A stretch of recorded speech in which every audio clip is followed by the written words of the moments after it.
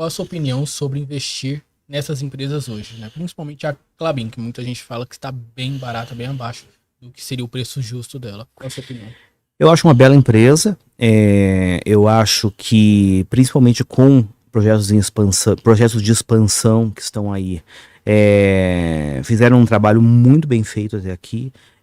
Houve um certo desconforto do mercado com relação aos últimos anúncios de expansão, mas sinceramente entendo que merecem o benefício da dúvida, principalmente por conta do potencial de aumento de produtividade fabril que eles podem experimentar a partir desses investimentos. Eles têm um posicionamento muito interessante, que é o fato deles produzirem ao mesmo tempo a celulose, basicamente para exportação, mas também terem uma atuação muito expressiva no mercado de embalagens, onde eles conseguem ter muita flexibilidade em termos de direcionar mais ou menos produção e as suas diferentes linhas de produto para diferentes indústrias, ou seja, eles conseguem fazer uma espécie de hedge, num certo momento que, sei lá, a indústria de alimentos não vai tão bem, você fornece mais para, sei lá, cimento, né? Ou as proteínas não vão também, você fornece mais embalagens para, sei lá, exportação de frutas e assim por diante, tá? Uma empresa com uma gestão muito competente, uma empresa com níveis muito satisfatórios de governança. Eu acho uma bela empresa, sim. E tá barato? Eu acho que no nível atual tá. E sobre a Suzano e a Irani? Qual a sua opinião sobre ela? Não tenho opinião sobre a Irani, tá? Não é uma tese que eu olho tão de perto. Eu acho que o caso de Suzano ele também é interessante, só que ela não tem a mesma flexibilidade que Klabin nesse jogo de celulose versus embalagem, né? Ela é uma produtora pura, então ela é mais suscetível às oscilações do mercado global de celulose especificamente. Certo. Itaú, Bradesco, Banco do Brasil, várias empresas aí, e Santander. Lucro recorde do Itaú. Qual que é a oportunidade, qual que é a furada? Não tenho opinião sobre Santander. Realmente não tenho opinião sobre Santander. Acho que Itaú, mais uma vez, demonstrou, né, ao longo desses últimos trimestres, o banco diferenciado que sempre foi. Tá? A gente olha historicamente assim, resultados de Itaú sempre foram acima da média, margem financeira sempre foi acima da média, políticas de provisionamento sempre foram acima da média, né? Era de se esperar que em algum momento os resultados também fossem acima da média. Tá?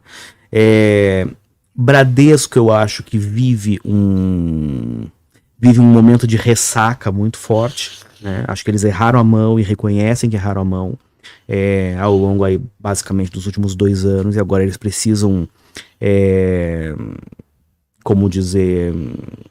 arrumar a casa, né? Corrigir, né? Remediar os estragos. Isso deve se traduzir ao longo dos próximos trimestres em uma rentabilidade relativamente baixa. Que bom que eles têm um negócio de seguros e previdência, que ajuda a segurar bastante o resultado. A minha grande incógnita, na verdade, é o Banco do Brasil. Tá? E basicamente por quê? Abstraindo todas as discussões de natureza política, o fato concreto é que os últimos 4 anos foram muito bons para o Banco do Brasil. Ao longo desse período de 4 anos que se encerrou em 2022, a gestão do Banco do Brasil efetivamente foi voltada a gerar lucro e contribuir para a sociedade efetivamente como instituição sustentável, lucrativa, oferecendo serviço à sociedade ao mesmo tempo em que remunerando muito adequadamente os seus acionistas, o principal deles, a própria União Federal. Tá?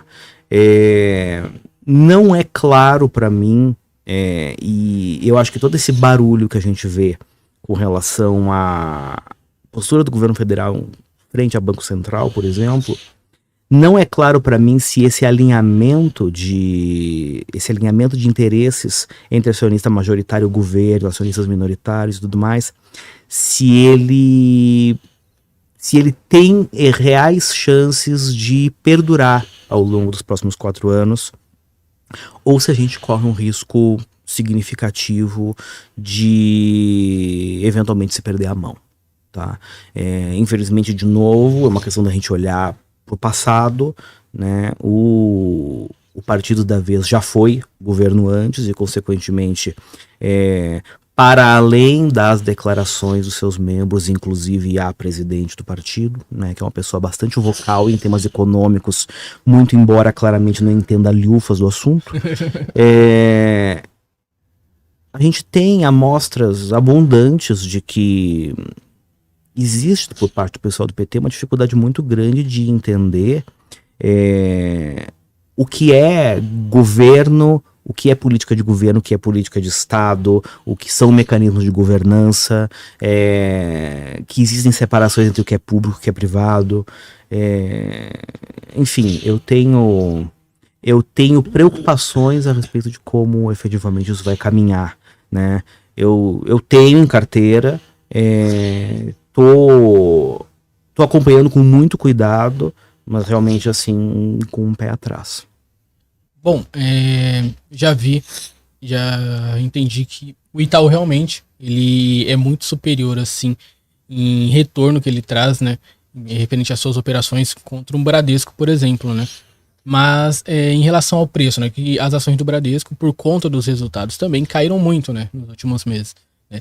Será que não seria mais vantajoso investir em um Bradesco que suas ações estão mais deterioradas, né, o preço estão mais deteriorado do que no Itaú? Se eu fosse obrigado a investir somente em um nesse momento, eu preferiria ainda investir em Itaú, né? Mesmo correndo o risco de abrir mão de um potencial retorno maior em Bradesco, porque eu acho que o risco associado a esse retorno também é maior. Eu acho que eles continuam tendo um trabalho muito grande para fazer dentro de casa, que pode se traduzir em... pode demorar, né? E o dinheiro tem valor ao longo do tempo. E olhando em termos absolutos, eu não acho que as ações de Itaú estejam caras, entende? Eu acho que a gente está vivendo um daqueles momentos de mercado ainda em que quando você tem ações de primeira linha, digamos assim, né, empresas líderes nos seus respectivos setores, com um histórico comprovado de execução, que conjunturalmente estão baratas, é óbvio, é uma consequência natural do fato que todas as demais empresas com as quais elas sejam comparáveis, cuja qualidade da operação seja pior do que a delas, provavelmente vão estar mais baratas ainda. Tá? Em outras palavras, se você encontrar um Maré a turbo para vender por R$10 mil, você encontra um Chevette que tenha mais massa do que lata por R$1. E isso não necessariamente significa que comprar o Chevette é um negócio melhor do que comprar o bendito do Maré a turbo. Eu acho que a situação que a gente tem hoje, ela é em grande medida essa. Eu não acho que esse seja um momento com grandes necessidades de inventar, digamos assim, né? Porque partindo dessa linha que você acabou de colocar, né? Mas as ações do Bradesco, elas são mais baratas do que do Itaú, então eu vou comprar ações do Bradesco. Beleza, a gente pode olhar para vários bancos menores com resultados piores negociados em bolsa que são mais baratos ainda. Entende?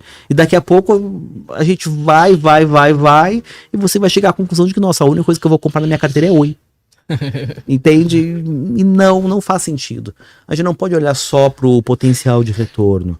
A gente tem que olhar para o risco associado também. E lembrando sempre que risco aqui, né, nesse contexto que eu estou falando, não tem nada a ver com volatilidade da ação. Tem a ver efetivamente com a qualidade da operação. Né? Especificamente nessa comparação que você acabou de fazer, Bradesco ou Itaú. A gente está em um momento de desaceleração econômica, ainda com índices elevados de inflação, inadimplência por todos os indicadores que a gente acompanha está subindo. O Bradesco tem uma exposição muito maior do que o Itaú, por exemplo, as classes B, C e D. entende? Se perdura um cenário econômico mais fraco, o resultado de Bradesco tende a sofrer muito mais do que o resultado de Itaú, do que o resultado de Santander, que você mencionou agora também. Do tipo, por quanto tempo? Por quanto tempo pode continuar muito mais barato? Entende? Eu prefiro nesse caso, ficar com quem é excelente, né? Ou no mínimo com quem é melhor. Faz sentido. Não, faz muito sentido o que você falou. E também, né, uma coisa que você citou, faz o simples, né? E no momento de tantas incertezas, né, faz o simples, faz o básico ali. É assim que querer inventar a roda, né, de novo. Eu tenho um histórico, né? Quem porventura acompanha meu trabalho há mais tempo, sabe que eu tenho uma certa predileção por teses complicadas. Né? E isso aí tem muito a ver com a minha trajetória. São 16 anos de análise de ações, e parte desses 16 anos efetivamente eu dediquei a maior parte do meu tempo a teses difíceis, não foi a teses fáceis. E eu sou um sujeito que eu gosto de coisa difícil. Eu participei certa vez de outro podcast que eu contei que no prédio onde eu morava, as vagas de garagem, elas eram livres, assim, você estacionava onde você queria. Eu escolhi a minha vaga de estimação no prédio, era a vaga mais difícil de estacionar. Eu sempre estacionava na mesma vaga, né? Um dia o meu sogro estava dentro do carro e começou a comentar, nossa, mas como é difícil essa sua vaga de garagem. Eu falei para ele, não é minha, eu estaciono aqui porque eu quero, as vagas são livres.